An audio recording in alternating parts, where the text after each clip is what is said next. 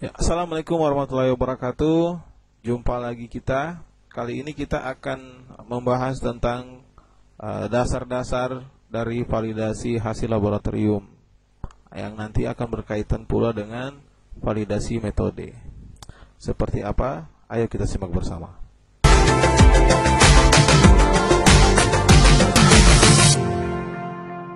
Dasar-dasar validasi hasil laboratorium.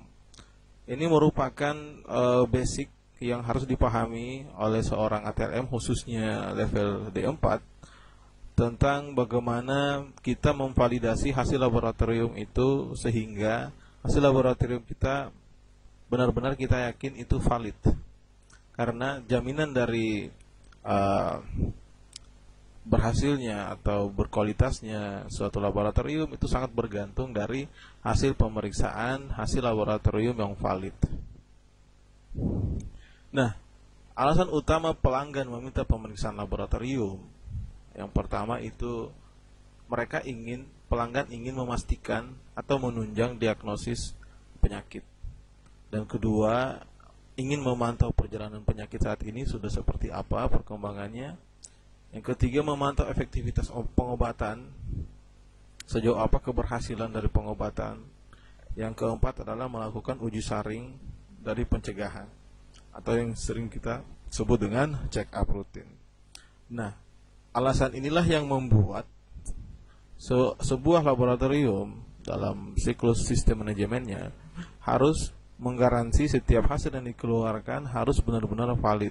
Karena jika tidak, keempat item ini akan menjadi bermasalah, sehingga dalam tata kelola atau tata laksana lanjutannya akan menjadi dampak yang sangat besar, utamanya terhadap pelanggan atau pasien itu. Sehingga sangat penting ATLM atau sistem manajemen di laboratorium harus mengontrol atau memvalidasi hasil laboratorium. Nah, sehingga harapan pelanggan yang tinggi itu terhadap hasil pemeriksaan haruslah ditopang, haruslah dilaksanakan di laboratorium dengan prosedur-prosedur yang cepat, tepat, teliti, dan dapat dipercaya. Tidak hanya dapat dipercaya, tidak hanya teliti, tetapi hasil pemeriksaan di laboratorium itu haruslah cepat. Tidak hanya tepat, tapi haruslah cepat. Karena dalam harapan pelanggan untuk mendapatkan hasil laboratorium itu haruslah segera bisa menjawab kebutuhan, bukan hanya dari hasilnya, tetapi dari ketepatan waktu. Beberapa laboratorium itu sangat menaruh kecepatan atau ketepatan pelayanan atau ketepatan hasil pengeluaran sampel itu menaruh menjadi prioritas yang sangat besar, karena bagian dari pelayanan, bagian dari harapan pasien itu adalah mendapatkan hasil yang tepat dan juga cepat, sehingga dalam tata laksana atau pengolahannya akan menjadi lebih efisien waktu. Pada kasus-kasus tertentu, bukan hanya pada kasus-kasus pasien yang sito, tetapi pada kasus-kasus umum, pasien-pasien umum yang melakukan pemeriksaan-pemeriksaan di laboratorium, kita haruslah memenuhi standar prosedur pemeriksaan waktu yang ditentukan oleh setiap parameter pemeriksaan. Nah, kita harus sebisa mungkin menerapkan standar waktu dalam setiap parameter pemeriksaan. Saya yakin pada beberapa laboratorium yang sudah mengerjakan akreditasi, saya yakin sudah memiliki standar parameter waktu pemeriksaan, sehingga waktu itu menjadi sangat urgent untuk kita penuhi menjadi harapan pelanggan. Nah, berkaitan dengan validasi dan verifikasi, kedua ini adalah hal yang sangat dekat dan erat kaitannya terkait dalam proses jaminan mutu hasil laboratorium. Mungkin kita sering mendengar soal verifikasi dan sering juga mendengar soal validasi. Verifikasi dan validasi itu adalah dua hal yang berbeda tetapi saling berkaitan. bisa dilihat bahwa validasi itu adalah konfirmasi melalui penyediaan bukti objektif bahwa persyaratan untuk suatu maksud atau aplikasi tertentu telah dipenuhi. Ya. Sedangkan verifikasi adalah konfirmasi melalui penyediaan bukti objektif bahwa persyaratan tertentu telah dipenuhi. Apa perbedaan dari kedua verifikasi dan validasi ini? Ya, perbedaannya ada pada aktivitas dan kewenangan. Aktivitas yang dilakukan di validasi itu ruangnya adalah ruang yang berada di atas dari verifikasi. Ya, sedangkan verifikasi itu aktivitasnya, kegiatan yang dilakukan dalam tahap verifikasi itu ruangnya ada di bawah dari validasi. Coba kita lihat lebih dalam apa kaitan antara verifikasi dan validasi. Nah, ini ada beberapa reference yang bisa digunakan terhadap validasi metode. Ya, ada buku karangan dari Westgar. Ya, nanti bisa dilihat dengan judul Basic Method Validasi. Ada juga buku karangan yang berjudul Harmonisasi Guideline for Single Laboratory Validation of Method of Analysis. Ya, itu biasa dikeluarkan oleh UPEC Technical Report. Ya. Nanti bisa di googling saja di internet itu. Saya sudah punya buku ini yang buku e-booknya. Nanti di googling saja. Bisa digunakan di laboratorium kita untuk jadi referensi. Nah, dalam pemeriksaan laboratorium kita sudah tahu bersama bahwa ada 3 tahapan, yakni proses, pra-analitik, sama pasca-analitik. Ya, pra-analitik itu adalah secara kronologis proses-proses itu bisa digambarkan bahwa pra-analitik itu secara kronologis adalah proses mulai dari permintaan klinis, mencakup permintaan pemeriksaan, persiapan, identifikasi pasien, pengumpulan sampel primer, transportasi ke dan di dalam laboratorium, serta berakhir ketika pemeriksaan analitik dimulai. Ya. Sedangkan pemeriksaan analitik adalah serangkaian kegiatan yang saling terkait atau berinteraksi yang mengubah input dari tahap pra-analitik menjadi output. Ya. Setelah dari proses analitik, barulah ke pasca analitik. Pasca analitik adalah proses setelah pemeriksaan, antara lain tinjauan ulang hasil, retensi dan penyimpangan bahan klinis, pembuangan sampel dan limbah, serta penyusunan, pengeluaran, pelaporan dan retensi hasil pemeriksaan. Nah, di mana letak validasi? Coba kita lihat. Ada beberapa yang penting menjadi catatan dalam pemeriksaan laboratorium. Ya. Jadi yang kita ketahui bahwa pemeriksaan laboratorium itu adalah serangkaian aktivitas untuk menentukan nilai, ya. Untuk menentukan nilai atau karakter suatu bahan.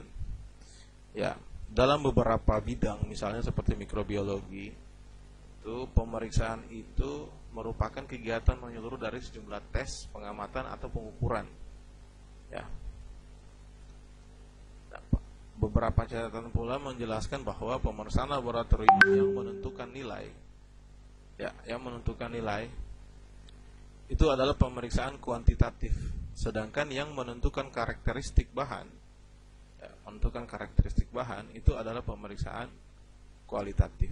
Jadi kalau dia menentukan nilai atau kadar itu adalah kuantitatif, sedangkan kalau menentukan karakteristik bahan itu adalah kualitatif.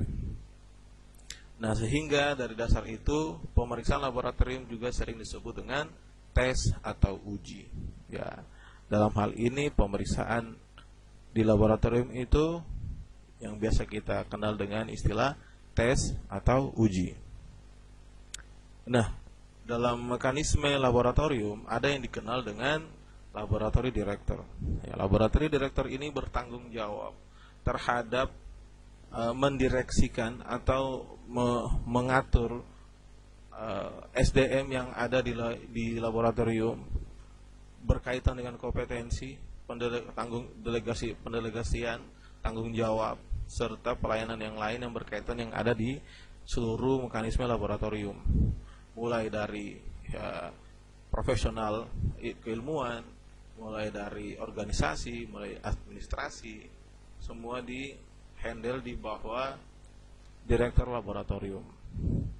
Ya, ada juga yang dikenal dengan manajer mutu atau manajer quality. Manajer quality ini adalah person yang bertanggung jawab ya terhadap mutu yang ada di laboratorium, sehingga semua kegiatan yang dilakukan oleh manajer mutu ini itu arahnya semua adalah penjaminan mutu. Dia akan menggaransi atau menjamin semua proses yang dibutuhkan untuk menjamin kualitas dari lab, sehingga semua pengerjaan yang dilakukan adalah berkaitan dengan sistem manajemen mutu ya, implementasinya dan bagaimana cara pelaksanaannya.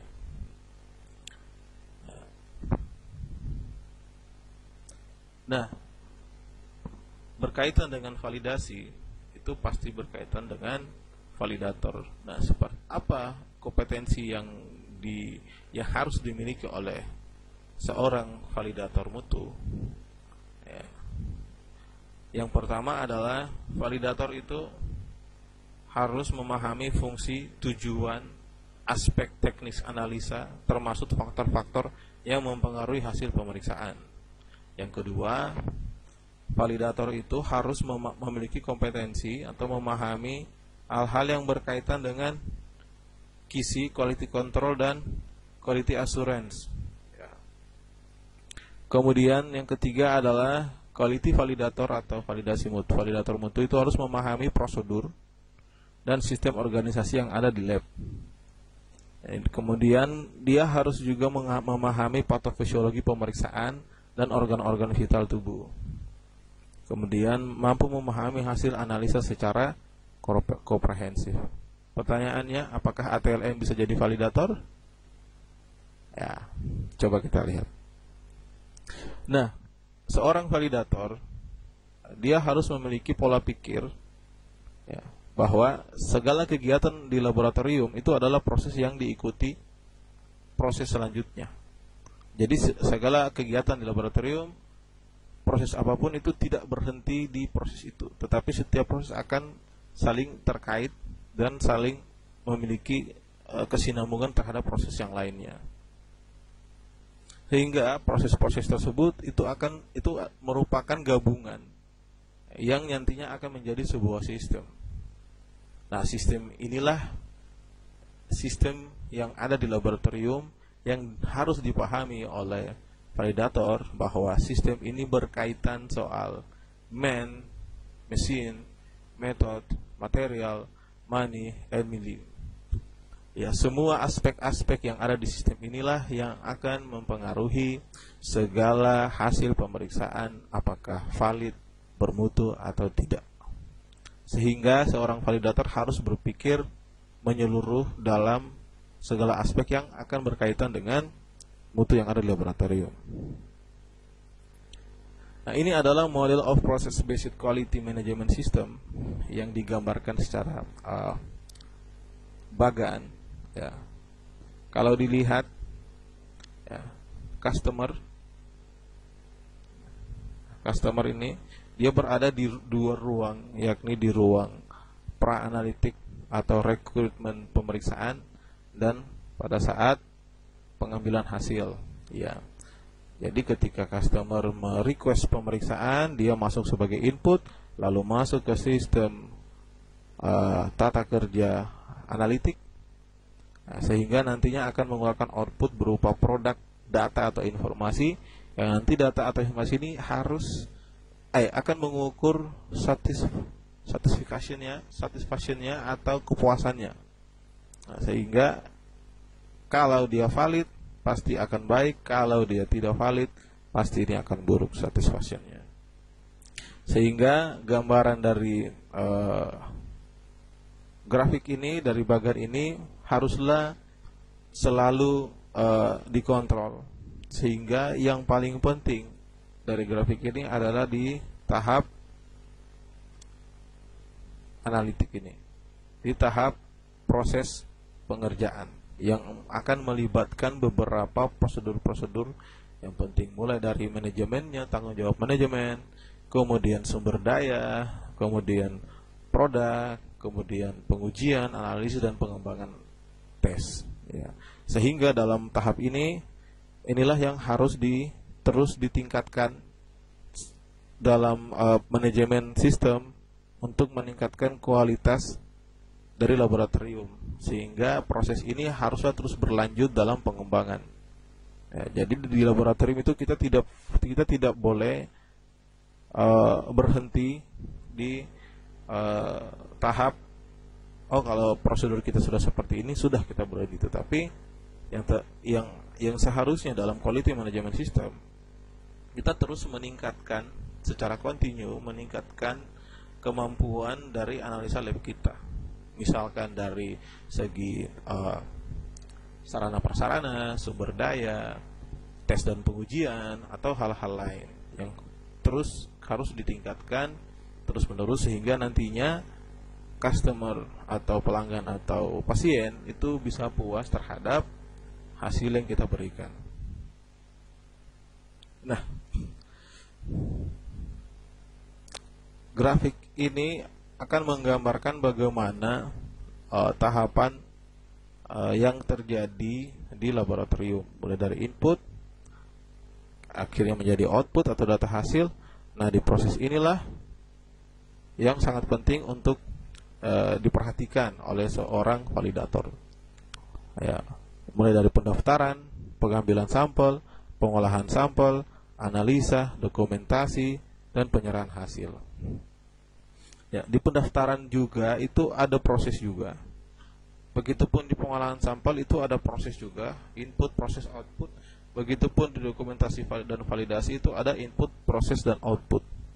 Sehingga semua proses yang ada dalam bagan ini itulah harus bisa menggambarkan sebuah prosedur yang baik, yang nantinya ketika di tahap akhir dalam proses validasi itu kita bisa menjamin hasil yang dikeluarkan itu benar-benar valid sebelum diserahkan.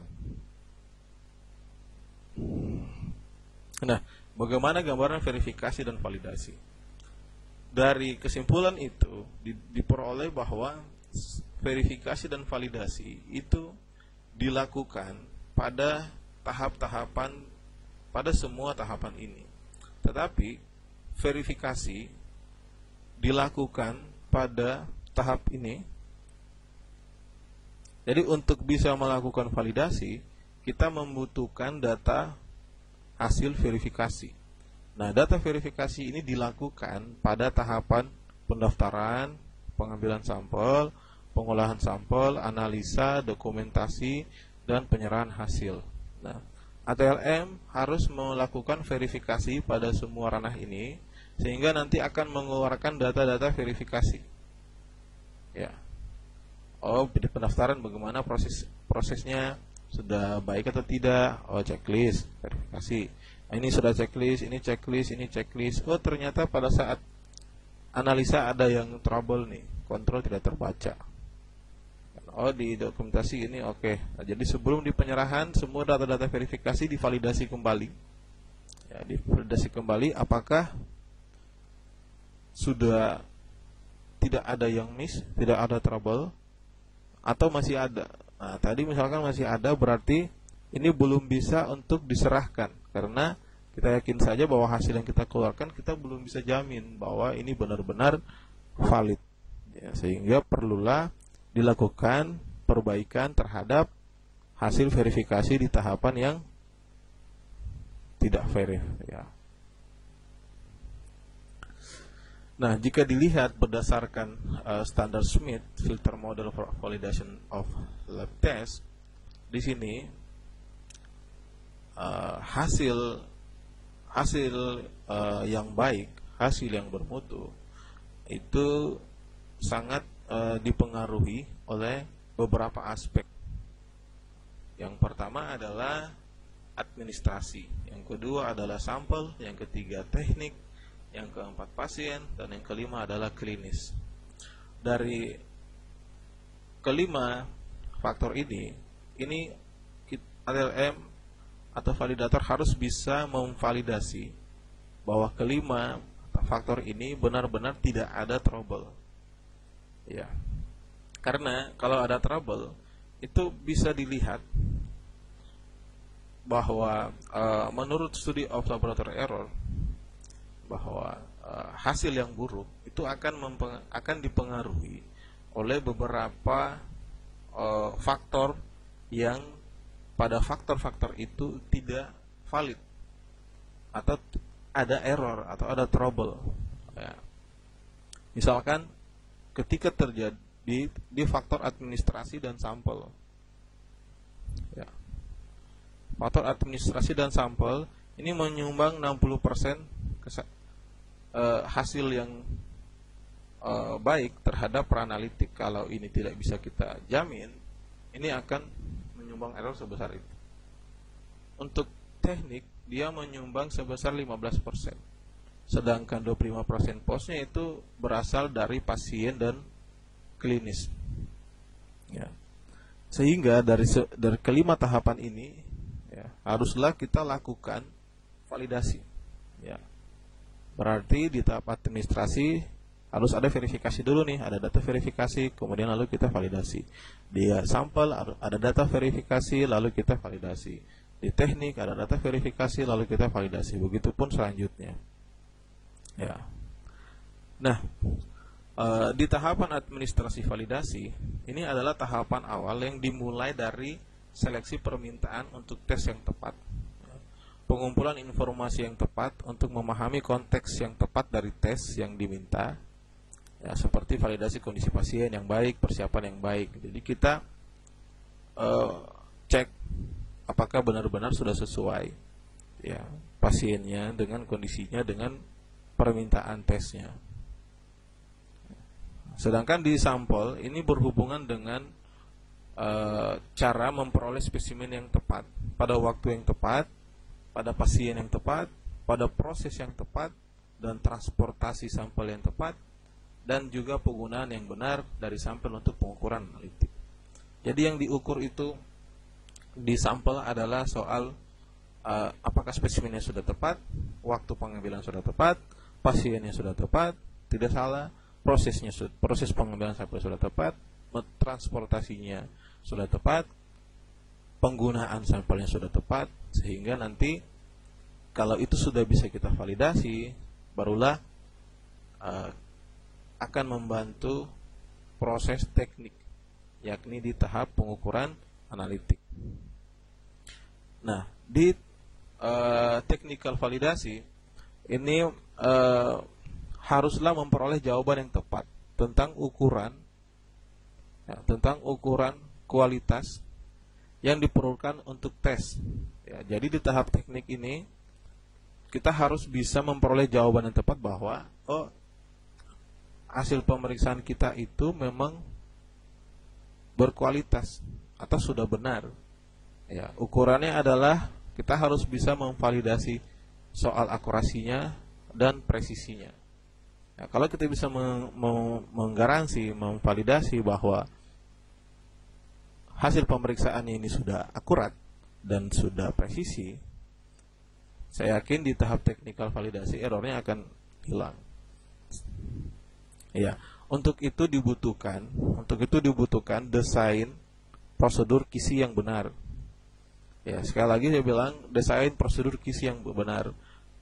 Desain prosedur QC yang benar ini akan berkaitan dengan grafik LG, Levy Jennings, yang akan dihubungkan dengan Westgar multirule.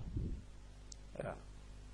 Untuk membuat grafik LG Levy Jennings-nya ini dibutuhkan data-data statistik.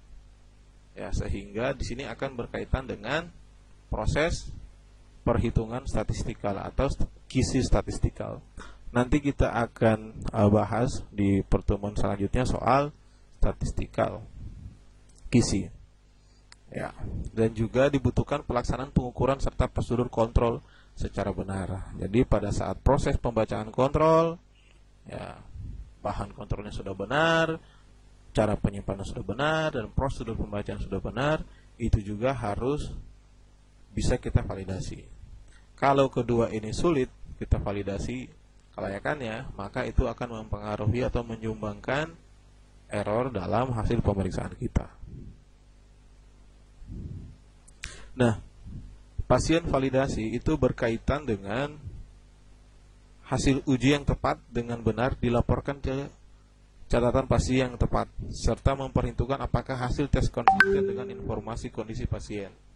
Hasil tes lain dari pasien, variasi yang diharapkan pada pasien individu dan kelompok, populasi yang sesuai, serta hubungannya dengan nilai kritis dan konsistensi dengan populasi pasien. Jadi setelah kita memperoleh hasil pemeriksaan lab yang valid, berarti yang akurat dan presisi, atau tidak, setelah tahap technical validasi itu valid, benar, yang dilakukan dalam mengukur lagi itu adalah mengukur apakah dengan pasien itu valid atau tidak. Bagaimana caranya? Kita harus memastikan bahwa hasil laboratorium itu sesuai dengan catatan pasien. Artinya sesuai dengan data informasi sebelum pasien merequest pemeriksaan. Ya, jangan sampai contohnya yang paling kasar lah, jangan sampai ya ini tes kehamilan segala prosedur sudah benar, dicek tekniknya, akurasi, presisinya sudah benar, keluarlah misalkan positif, ternyata pada saat dikasih ke pasien ternyata pasiennya adalah laki-laki. Nah, itu yang paling parah kasusnya, sehingga itu yang harus kita cocokkan. Nah, clinical validasi adalah validasi klinis yang berkaitan dengan pasien yang menerima pengobatan klinis yang tepat berdasarkan hasil uji laboratorium dan jasa laboratorium, sehingga validasi klinis melampaui apa yang biasanya dianggap sebagai bagian dari validasi hasil tes. Ya, coba kita lihat, sehingga dari itu, dari Goldsmith atau filter model for validation of lab test ini, jika dihubungkan dengan prosedur atau proses di laboratorium, maka akan diperoleh bahwa administrasi validasi, proses administrasi validasi, ya, jadi ini adalah kelima proses validasi yang dilakukan oleh validator. Jadi pertama adalah administrasi validasi, dilakukannya itu di ranah pra-analitik, ya. Kemudian di ranah pra-analitik. Jadi dia ini masuk di ranah pra-analitik, ya. Sedangkan sampel validasi dia masuk di ranah pra-analitik, ya. Technical validasi dia masuk di ranah analitik, ya. Pasien validasi dia masuk di ranah post analitik, dan clinical validasi dia masuk di ranah post analitik. Ya, bisa dilihat bahwa administrasi validasi berkaitan dengan collection pasien, select test, prepare pasien, enter test order, ya. Kemudian berkaitan dengan pra-analitik, ya, ini bisa dilihat semua unit-unit yang ada di setiap tahapan, sehingga jadi seorang validator harus bisa menjamin nih semua yang dilakukan di tahap pra-analitik, analitik, pas ke analitik, dan post analitik itu haruslah terverify atau tervalidasi benar, ya. Nah, jadi kita tidak susah lagi. Oh, seorang validator dia harus mengecek nih di tahap administrasi itu di pra-analitik, pra-analitik dan pra-analitik, sebagian sampel di pra-analitik, teknik di analitik, pasien validasi di post analitik, dan klinikal validasi di post analitik, ya. Nah, sehingga apa perbedaan dari verifikasi dan validasi? Ya, bahwa verifikasi adalah tindakan yang dilakukan untuk mencegah terjadi kesalahan yang mengacu pada bakuan mutu yang ditetapkan. Sedangkan validasi adalah verifikasi yang dilakukan terhadap hasil laboratorium untuk memastikan bahwa hasil yang dikeluarkan adalah benar dan dapat dipertanggungjawabkan. Ya, jadi verifikasi itu mengacu kepada prosedur. Ya, verifikasi itu mengacu kepada prosedur atau SOP. Apakah sudah dilakukan dengan benar sehingga mencegah kesalahan. Ya. Sedangkan validasi itu berkaitan dengan hasil laboratorium. Itu dipastikan sebelum dikeluarkan itu sudah benar dan dapat dipertanggungjawabkan. Sekali lagi, sudah benar dan dapat dipertanggungjawabkan. Terkadang kita, beberapa ATLM itu kesulitannya adalah mempertanggungjawabkan. Ya, jadi ketika ditanya oleh customer atau pelanggan, ini hasilnya sudah seperti ini, sudah benar. Iya, sudah seperti itu. Nah, itu bukan bentuk pertanggungjawaban. Jadi ketika kita ditanya apakah hasilnya sudah seperti ini, kita bisa mempertanggungjawabkan dengan analisa dan data bahwa prosedur dan hasil pemeriksaan kita sudah memang valid, sehingga tidak ada lagi keraguan oleh pasien untuk tidak mempercayai hasil kita. Yang kesulitannya adalah kita menjelaskan atau menjamin hasil kita itu memang benar. Ya, jawabannya seperti apa tuh ke pelanggan. Nah, itu yang perlu kita tingkatkan dalam sebuah laboratorium atau kita sebagai ATLM itu sendiri, terutama jika kita sudah berada di level validator, ya, atau level D4, ya. Nah, mengapa validasi diperlukan? Validasi diperlukan jika suatu hasil tes tidak dapat dipercaya, maka tes menjadi tidak berharga dan tidak akan digunakan. Menurut ISO 15189, bahwa personel yang berwenang harus secara sistematik mengkaji ulang hasil pemeriksaan, mengevaluasinya dengan informasi klinik yang tersedia, berkenaan dengan pasien, dan mengesahkan dan melakukan pengeluaran hasil. Ya. Nah, ini adalah salah satu contoh hasil laboratorium, ya, dari dokter, kemudian pemeriksa, dan nanti ini didokumentasi. Dokumentasi ini menjadi barang bukti bahwa hasil pemeriksaan kita sudah dikeluarkan dan terverify. Nah, apa kompetensi yang harus dimiliki seorang validator? Ada beberapa kompetensi yang harus dimiliki oleh seorang validator untuk bisa melakukan validasi. Yang pertama adalah memahami fungsi, tujuan, aspek teknik analisa, termasuk faktor-faktor dan pengaruh hasil pemeriksaan, memahami prosedurnya dan sistem organisasi, memahami patofisiologi pemeriksaan dan organ vital, memahami KISI, quality assurance, dan memahami hasil analisa secara komprehensif. Ya. Sehingga kompetensi itu memberikan kewenangan kepada ahli teknologi laboratorium medik, ya, kepada ahli teknologi laboratorium medik, ya, sehingga masuklah dia ke ranah validasi. Jadi seorang ahli teknologi laboratorium medik, dia bisa bertindak sebagai validator atau bisa melakukan validasi, bisa juga sebagai teknisi, ya, bisa juga sebagai supervisor. Ya. Sedangkan ahli media teknologi lab medik atau klasifikasi D3, dia bisa melakukan verifikasi dan juga bisa melakukan kegiatan teknis. Ya. Jadi ahli media ini ranahnya D3 dan ahli teknologi lab ini ranahnya D4. Makanya di mata kuliah di prodi D4 ini itu pasti diajarkan soal validasi. Ya, di D3 dulu bagi yang sudah pernah kuliah di D3, kita tidak dapat tuh soal validasi. Yang kita dapat hanya soal KISI. Ya. Sehingga ini menjadi penting oleh seorang D4 yang menjadi pembeda dengan klaster atau level D3. Nah, selanjutnya kita akan membahas soal pengetahuan validator, ya, aspek yang harus diperhatikan, ya, data dalam validasi, kemudian bagaimana caranya bila terjadi ketidaksesuaian, kemudian bagaimana langkah pengamanan, penyerahan hasil, dan kita akan simpulkan seperti apa validasi hasil laboratorium itu. Ya, kita cek bersama.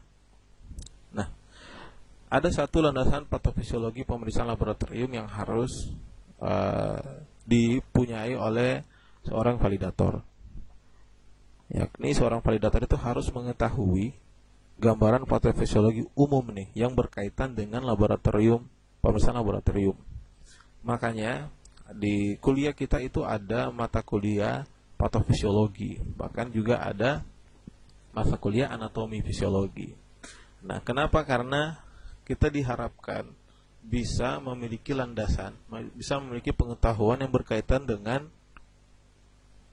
permasalahan penyakit, gejala, ataupun sistem pola penyakit yang punya kaitan dengan pemeriksaan laboratorium.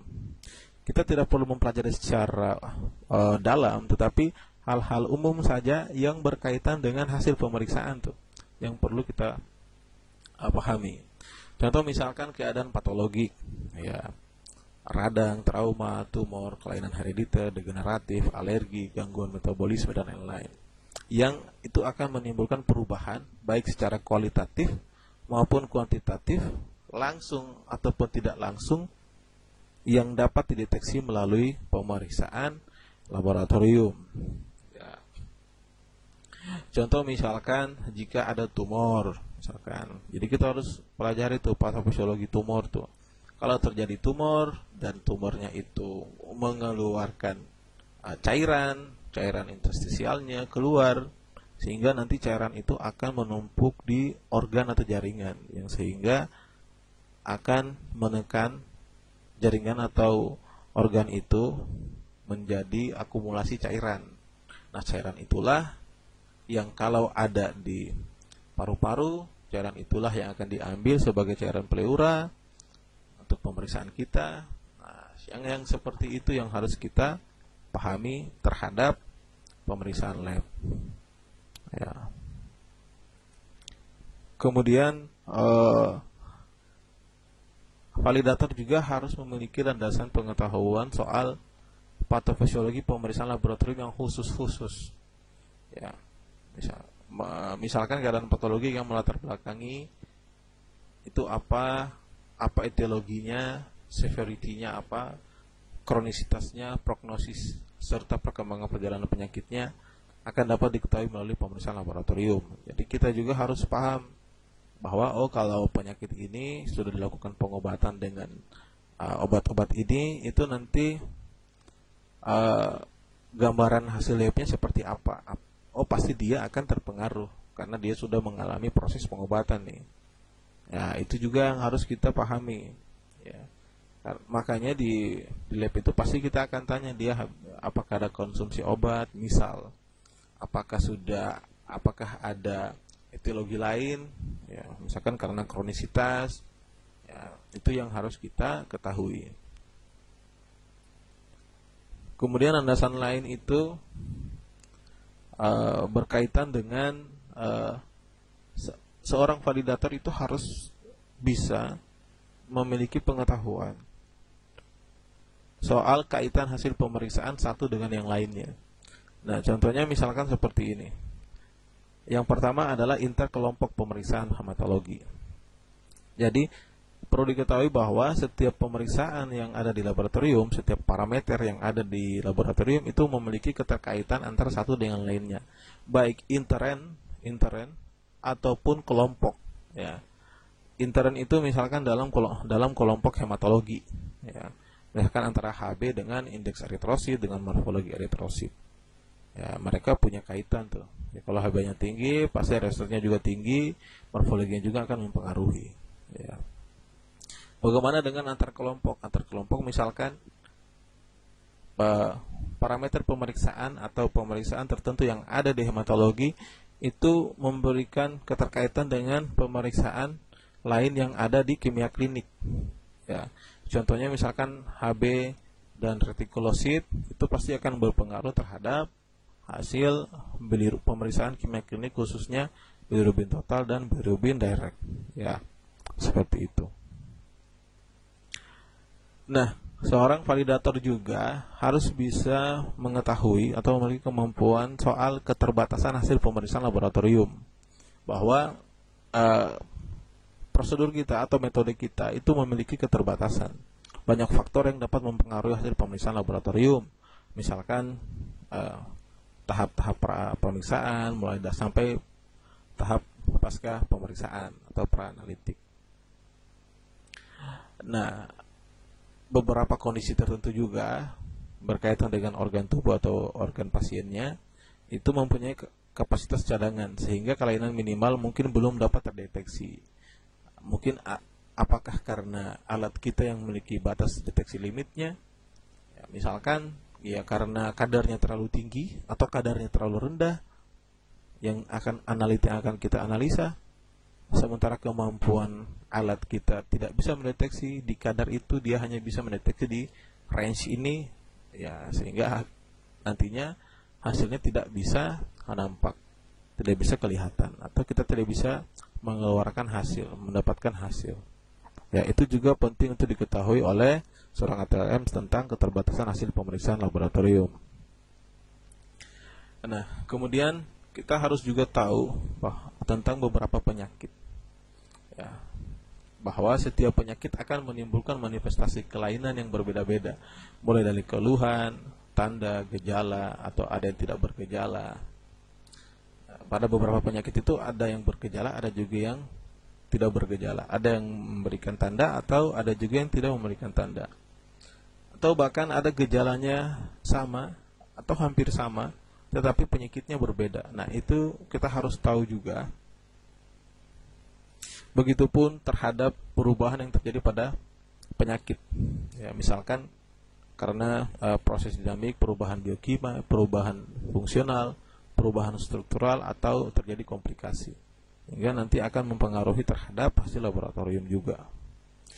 Perjalanan penyakit itu seperti progresif, menjadi parah, menjadi ganas, menetap, stasioner, sembuh, ya, itu kita harus tahu sehingga kita bisa punya gambaran kalau pasiennya dalam proses pengobatan atau dalam proses perawatan. Kalau dia sudah dalam proses kesembuhan, rata-rata pasti hasilnya akan seperti ini nih.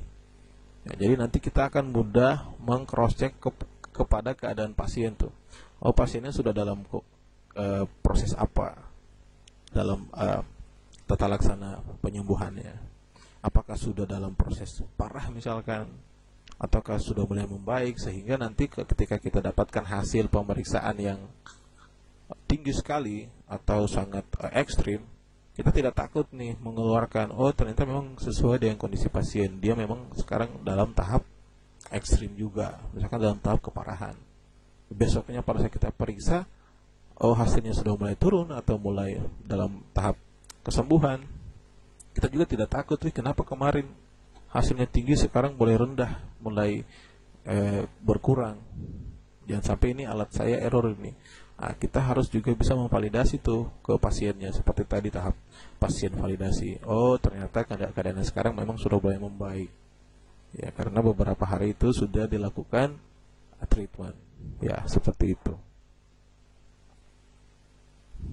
Ya, sebagai suatu produk teknologi, yang harus kita pahami juga bahwa hasil pemeriksaan laboratorium itu dapat dipengaruhi oleh sensitivitas dan spesifitas, ya, sehingga ATLM itu harus bisa tahu tentang cara kerja alat, regen, metode, dan prinsip pemeriksaan. Karena cara kerja alatnya, regensianya, metodenya, prinsip pemeriksaannya itu akan mempengaruhi sensitivitas dan spesifitas dari pemeriksaan atau metode tersebut, ya. Nah, sebagai suatu proses biologi, kita harus paham juga bahwa hasil pemeriksaan laboratorium itu dapat dipengaruhi oleh keadaan pasien atau persiapan pasien, misalkan dia diet atau konsumsi obat.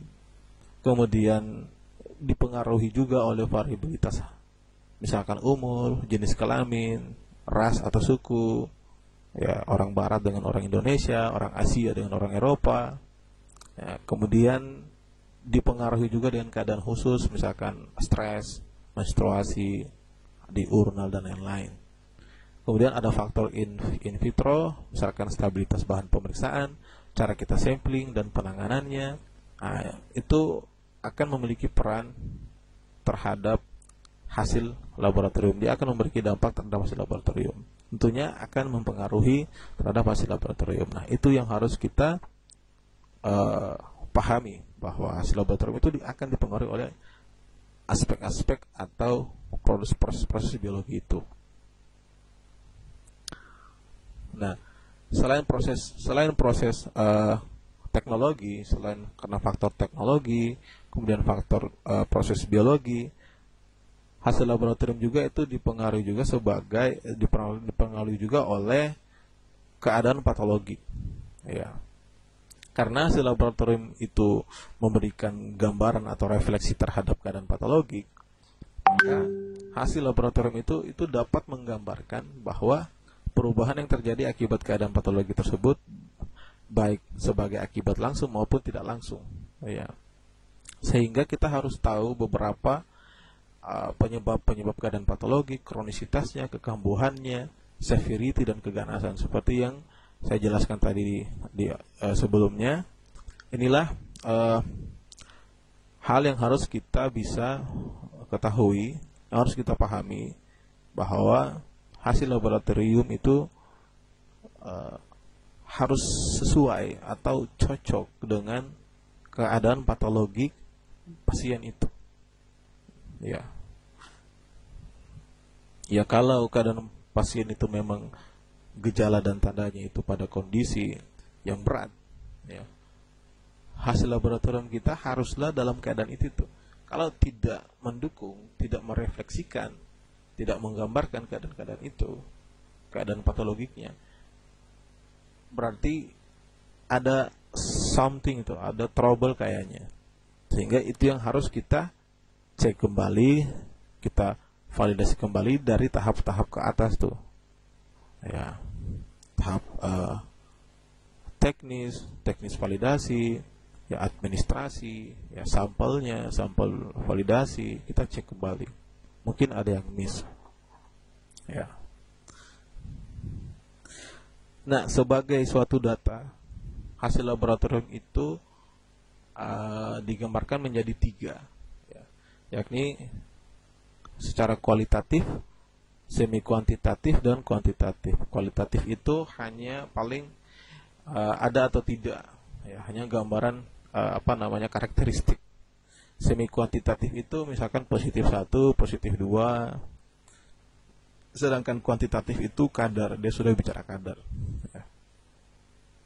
Nah, sebagai suatu bahan informasi yang perlu diinterpretasi berkaitan dengan, jadi hasil laboratorium itu adalah bahan informasi yang nantinya akan kita interpretasikan. Sehingga dalam proses interpretasi itu ada beberapa yang harus kita perhatikan. Pertama adalah sistem satuan. Jangan sampai penggunaan satuan itu kita tidak merujuk kepada standar yang dibakukan.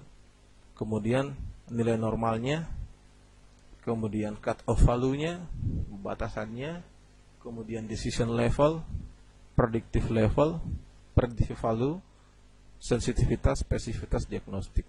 Ya, nanti ini kita akan coba bedah satu-satu di pertemuan selanjutnya. Mungkin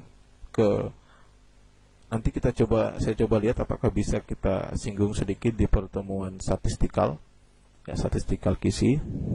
Tapi kalau tidak, nanti mungkin kita cari waktu lain, ya, untuk membahas lebih detail soal ini. Ya, kita lanjut. Sehingga ada beberapa hal yang dapat mempengaruhi hasil pemeriksaan laboratorium. Di dalam pra-analitik itu indikasi pemeriksaan tidak sesuai atau salah. Kemudian di pasien, persiapan sebelum pemeriksaan, variabilitas dan lain-lain seperti yang saya jelaskan di atas tadi. Kemudian proses sampling, keadaan bahan pemeriksaan tidak sesuai dengan pemerintahan, misalkan lisis, keruh, ipterik, atau lipemik. Cara pengambilan yang tidak baik, penampungan, penyimpanan, penanganan, pengiriman, stabilitas bahan pemeriksaan itu tidak tepat. Ya, kemudian di administrasi itu mempengaruhi juga pemberian label yang salah, identitas diri pasien yang salah itu akan memberikan dampak terhadap hasil pemeriksaan. Nah, di analitik, ya, preparasi alat, warming up, ya, proses pemanasan alat, jangan alat pas datang langsung dipakai running sampel, ya, di warming up dulu, ya, kemudian kalibrasinya, kebersihan dan kontaminasi perlu diperhatikan juga. Kemudian preparasi regen, ya, dilihat batas kadaluarsa, jangan sampai regen yang kita gunakan itu sudah kadaluarsa. Bahan pelarutnya, cara melarutkan, pengenceran, alat-alat untuk mengencerkan, kemudian reaktivasi bahan kontrol, jangan sampai alat bahan kontrol itu dia bisa reaktivasi lagi karena digunakan berulang, habis keluar masuk lagi di tempat penyimpanan. Nah, itu tidak boleh. Kemudian preparasi serum atau bahan pemeriksaan, pemisahan serum, pemakaian antikoagulan untuk pengobatan yang tidak sesuai dengan parameter pemeriksaan, pemusingan atau sentrifugasi, kemudian tidak buku ulang. Ya. Proses pipetasi juga perlu dikontrol, perlu divalidasi kebersihannya, teknik pemipetan dan kalibrasi alatnya. Kemudian inkubasi, suhunya, alat pengatur suhu harus dicek, ya. Waktu dan lamanya harus dicek juga. Kemudian pengukuran atau pemilihan panjang gelombang, pemakaian faktor manual atau metik, ya, perhitungan atau pembacaan itu perlu dilihat, ya, karena pengukuran itu berkaitan dengan instrumen, berarti instrumennya, ya, apakah dia instrumennya manual atau semi otomatis atau sudah otomatis. Nah, pentingnya kita harus menguasai di era ini, kita harus menguasai instrumen karena perkembangan instrumen saat ini semakin maju. Tetapi bukan berarti ATLM itu tidak ada guna. Jangan berpikir bahwa ketika instrumen laboratorium semakin canggih, ATLM akan hilang. Tidak. Karena instrumen itu adalah tools, dia hanya alat, nah, yang membantu ya, membantu sumber daya manusianya, ATLM-nya. Tetap ATLM adalah analisator terbaik di laboratorium. Jadi kita akan kalah dengan instrumen kalau kita tidak bisa menguasai instrumen itu. Di pasca analitik yang perlu diperhatikan yang dapat mempengaruhi hasil, di administrasi misalkan di perhitungan, pencatatan, penyalinan pemakaian satuan, ya, atau salah masuk amplop hasil. Ini adalah clerical error yang sering terjadi.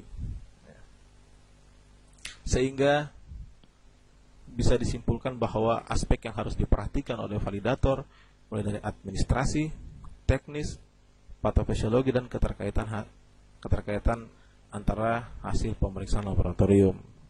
Ya, keempat inilah yang harus dimiliki pengetahuannya, kompetensinya oleh seorang validator, khususnya level D4. Ya, ini bisa ditingkatkan dengan mencoba ya, dibuka kembali, dipelajari kembali materi-materi yang berkaitan dengan itu. Ya, ini beberapa rangkuman bahwa untuk di aspek administrasi nanti dipastikan seorang validator harus bisa memastikan tidak ada kesalahan di proses pencatatan hasil, kesalahan penulisan, tertukar hasil, penulisan identitas, dan penulisan nilai referensi. Ya, untuk di aspek teknis kita harus memastikan bahwa semua proses mulai dari persiapan pasien sampai dengan pasca analitik, ya, dokumentasi hasil itu telah dikerjakan dengan benar. Quality controlnya itu memenuhi syarat, kemudian delta checknya itu memenuhi syarat. Ya, mungkin delta check nanti kita akan semoga bisa nanti, kalau saya lihat di materi selanjutnya tidak berat, nanti saya coba masukkan delta check ini biar bisa dipahami. Ya, sebenarnya delta check itu adalah untuk gambaran umum saya itu adalah metode KISI juga, yang mana kita akan membandingkan hasil tes saat ini dengan sebelumnya yang terjadi dalam jangka waktu tertentu. Ya, Jadi nanti kita akan melihat tuh, membandingkan hasil tes saat ini dengan hasil tes sebelumnya. Nanti kita akan dapatkan limit ya, limit deteksinya. Nanti kita akan singgung deh. Nanti saya coba lihat apakah memungkinkan enggak. Kita akan memahami, menghitung delta checknya juga. Ya. Kemudian selain aspek teknis, aspek patofisiologi yang harus diperhatikan juga oleh seorang validator, kita harus memastikan bahwa pemeriksaan patologi klinik sebagian besar merupakan pemeriksaan tidak langsung, namun menggunakan analit patofisiologi. Jadi semua hasil laboratorium itu adalah gambaran analit patofisiologi dari seorang pasien. Jadi menilai apakah hasil pemeriksaan relevan dengan informasi klinik pasien tadi, ya patofisiologi dan keterkaitan dengan hasil pemeriksaan lainnya. Jadi kita harus bisa mensinkronkan hasil pemeriksaan kita dengan informasi klinik pasien. Kalau dia sinkron, alhamdulillah. Kalau dia tidak sinkron, berarti ada sesuatu yang trouble dan harus kita jelaskan.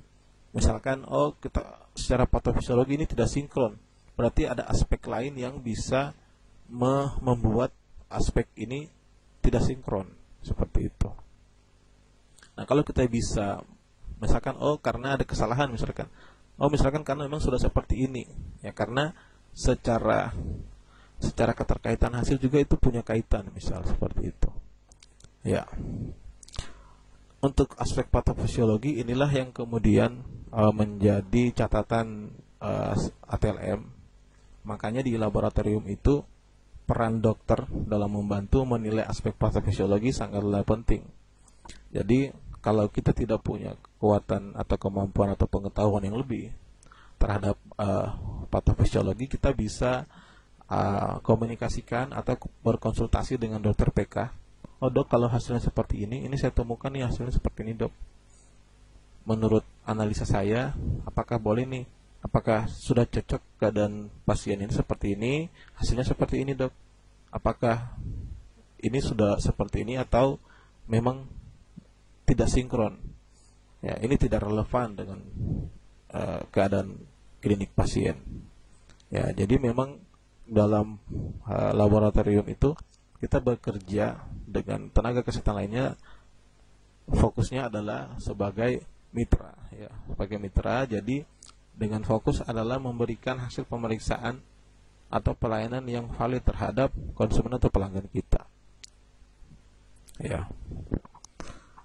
Kemudian di aspek patofisiologis itu kita harus perhatikan juga pada hasil patologi ekstrim dan hasil yang tidak sesuai. Nah, jika kita tidak punya kemampuan yang lebih untuk menilai patofisiologi, sekali lagi konsultasi atau koordinasikan dengan dokter spesialis PK. Nah, yang keempat adalah aspek keterkaitan hasil.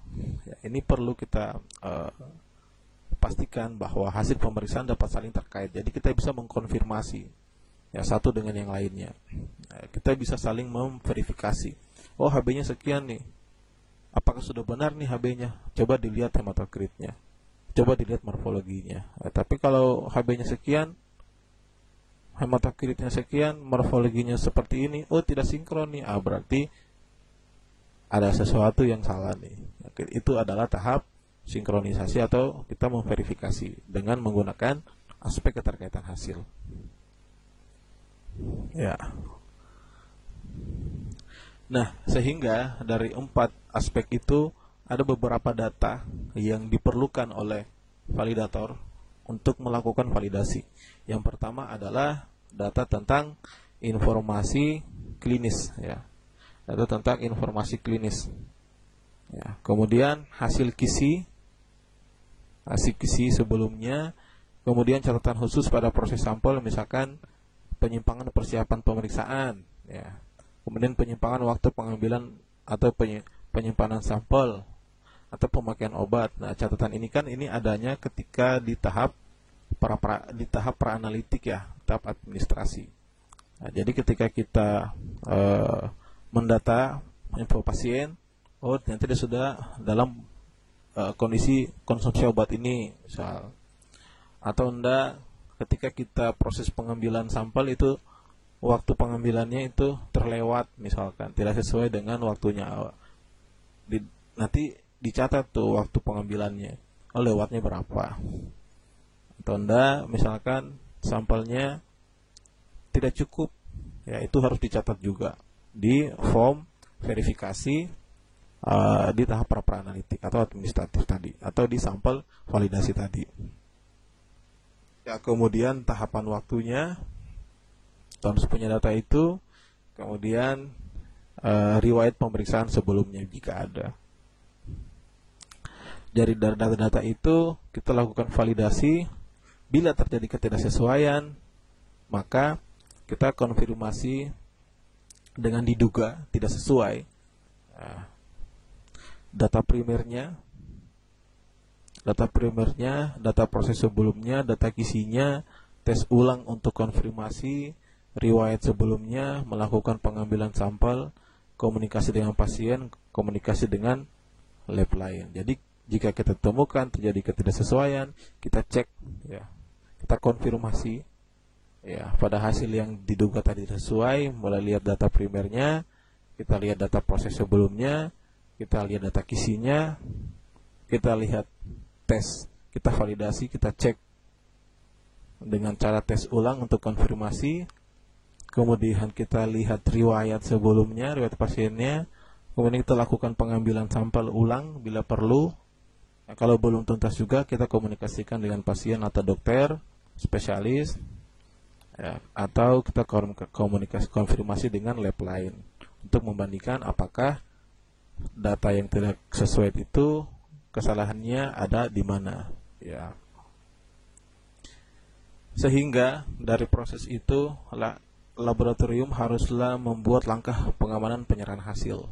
Ya, jadi ini adalah gambaran singkat langkah pengamanan penyerahan hasil. Pertama, jika ada hasil janggal, ya, jadi sebelum dilakukan penyerahan hasil, kita harus melakukan tahap ini nih, proses ini nih. Jadi jika hasilnya janggal, ya, atau tidak sesuai, ya, kita telusur mutu pemeriksaan. Ya, apakah ada kesalahan di tahap pra-analitik, analitik, atau pasca analitik. Misalkan di pra-analitik tuh, kita cek apakah dia kesalahan sistematik atau kesalahan acak. Di analitik apakah dia kesalahan sistematik atau kesalahan acak. Di pasca analitik ada kesalahan sistematik atau kesalahan acak. Ya. Setelah itu kita telusur kesesuaian dengan sejarah pemeriksaan, ya, riwayat sebelumnya, ya. Jika ya, kita telah lagi kemungkinan diterangkannya kejanggalan, ya. Bila perlu kita ulangi pemeriksaan nih di sini, ya. Jika ya, ada kejanggalan lagi, kita ulangi pemeriksaannya. Jika sudah tidak janggal, barulah kita serahkan hasil pemeriksaan kepada pasien, ya. Sehingga kesimpulannya adalah validasi hasil merupakan bagian dari quality assurance. Validasi hasil diperlukan untuk mendapatkan hasil yang benar dan dipertanggungjawabkan. Aspek yang diperhatikan dalam validasi hasil adalah ada 4 aspek yang harus dimiliki dan diperhatikan oleh seorang validator: aspek administrasi, teknis, patofisiologi, dan keterkaitan hasil. Nah, begitupun dengan informasi klinis pasien. Ya, demikian penjelasan pada kesempatan kali ini. Semoga bisa bermanfaat. Sampai jumpa di video selanjutnya. Lebih dan kurang mohon dimaafkan. Wassalamualaikum warahmatullahi wabarakatuh.